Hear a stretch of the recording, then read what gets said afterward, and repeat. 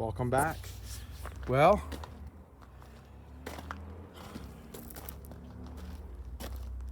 it's done. And I use the problem solver again.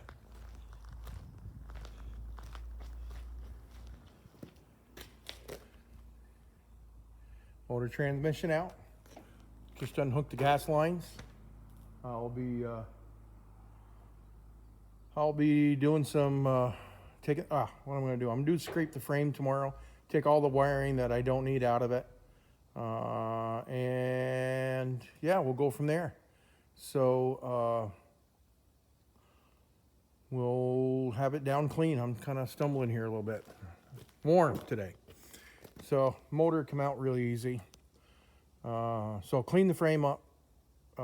Then the next thing is to get the Willys on the front, the cab setting on it, to see where we need to cut and move things around. I'll probably leave the fuel line on there. The fuel line's in pretty good shape. So, but the center tank is coming out. The rear tank's coming out. We'll clean the rear tank. We'll put a different sending unit in so it just draws. So, yeah. Anybody for a sandwich? So, my son picked this up. There's a 24 valve in it, converted to a P pump because they're having electronic fuel injection problems and computer problems. So it's a 24 valve with a P pump on it. Runs excellent. Had some frame problems. That's why the guy got a new one. And Jordan picked this up. And I believe he's going to put this Cummins in his other Ford Super Duty, the 91. So sounds like he's coming right now. He's drawing gravel. Here he comes. See if he gives you a shot of his Jake brake going by.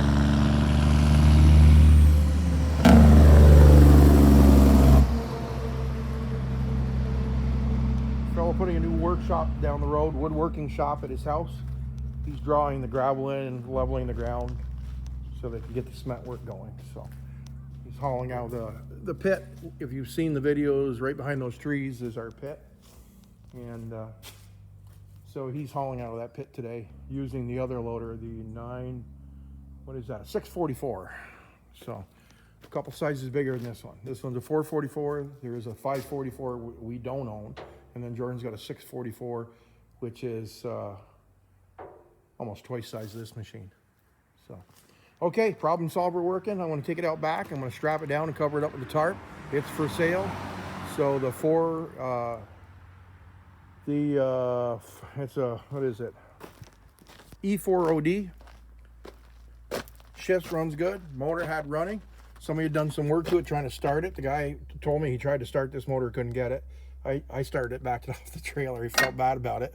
I was going to tell him about it, and then I thought, nah, I better not.